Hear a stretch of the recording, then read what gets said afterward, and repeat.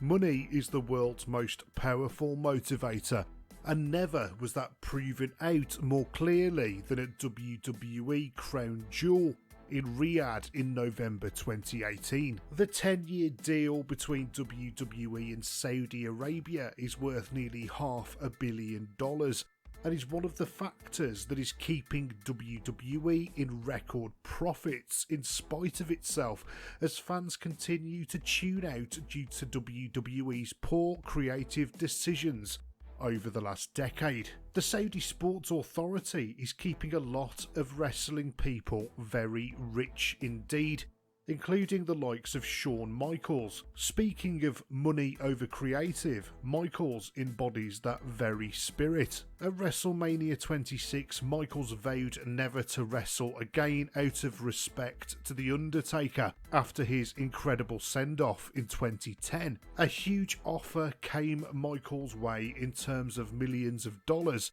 and that was an offer he just couldn't refuse. And so a match was booked for him and Triple H to face Kane and The Undertaker in the main event of the show in Riyadh. The match absolutely sucked. It was a huge disappointment, and yet Michaels said that he had no regrets about the comeback, seeing it as a glorified house show. Only problem was, it wasn't a house show. 16,000 fans witnessed it in Saudi Arabia, while millions of fans watched on via the WWE network. Michaels would end up changing his tune in light of the revelation that The Undertaker was hoping that the match could have been his swan song. He said, "I had no idea that from Undertaker's standpoint he was looking at it as that might be one he could walk away on. That's something that I think to myself now, oh my goodness, I wish that I'd known that. For me, it was just a chance to be with my buddies. All I can do is apologise to the guys." But you can't blame Shawn Michaels. I'm sure I couldn't turn down that kind of offer. And as for The Undertaker, he would participate in far worse down the line in Saudi Arabia. Mark Calloway is a man that has been wrestling on the fumes of goodwill for the best part of 10 years. Personally, I believe that he should have bowed out at WrestleMania 30. His loss to Brock Lesnar was definitive, and for the streak to end on that night in New Orleans made for one hell of a passing of the torch and a full stop to that saga. But he didn't retire, and that decision led into many in-ring debacles featuring The Undertaker over the next few years, including his match against Goldberg in 2019 back in Saudi Arabia. Super Showdown emanated from the King Abdullah Stadium in Jeddah, drawing a crowd of 21,000 fans. This match was rated at 0 stars by Dave Meltzer. Goldberg has sucked ass consistently in every comeback he has had since 2016, and I cannot believe that WWE keeps on paying him. The man has nothing left to offer, and yet they keep going back to the well. It is pure Emperor's New Clothes syndrome, and somehow WWE believe that they can trade off the mystique WCW built up around Goldberg nearly 25 years ago. Let's be honest, that mystique was killed dead in 2003 when WWE brought him back the first time. I have never done a 180 on a wrestler as much as I have on Goldberg. As a huge WCW mark as a kid, he was easily a top 5 wrestler for me. But god damn does he suck continuous ass in the 21st century. He's not Brock Lesnar, he cannot back that WCW legacy up in the ring in the modern age. For Goldberg, he's back for the money, and because his son never got the chance to see him wrestle.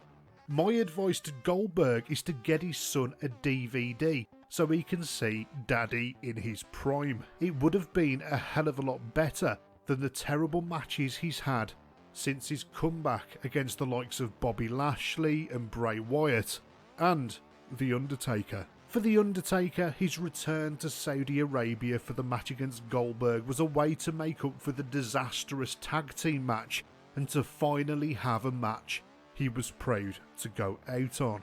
Before the match, Goldberg said that he was excited to go out and give a bunch of new fans a taste of the old him. WWE billed this as a dream match, that old rhetoric of two huge icons of the late 90s having done battle before in the context of WWE versus WCW. It's a wrestling cliche, quite frankly, that is as tired today as both of these 50-plus-year-old men looked in the ring on that night.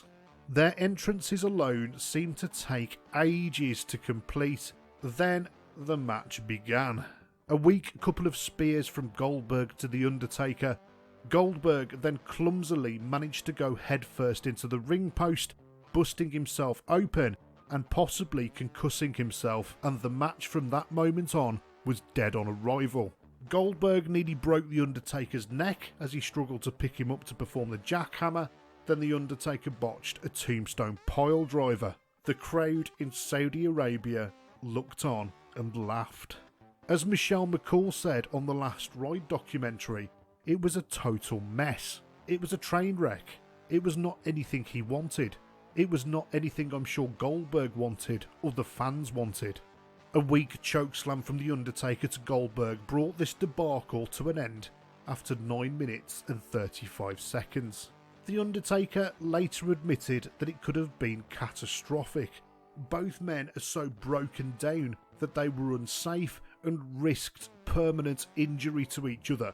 Goldberg proved to have as little self-awareness after the match as he did in the ring. He said, "For 2 weeks I felt bad about it, and I think Taker and I should get a pat on the back for putting ourselves out there at our age and doing the things we do to entertain the people." It is thick-headed beliefs like that from people within WWE is what's killing it from the inside. Goldberg is just another old man kidding himself, and in WWE you can add him to the list of old men burying their heads in the sand. Goldberg has incredibly, unbelievably been booked since then, and none of his matches have been any good. For The Undertaker, I feel that he did make good on the end of his career eventually. His cinematic boneyard match with AJ Styles at WrestleMania 36 was a fine way to finish his career. Perhaps Mark Calloway had to go through these embarrassments to finally come to that conclusion.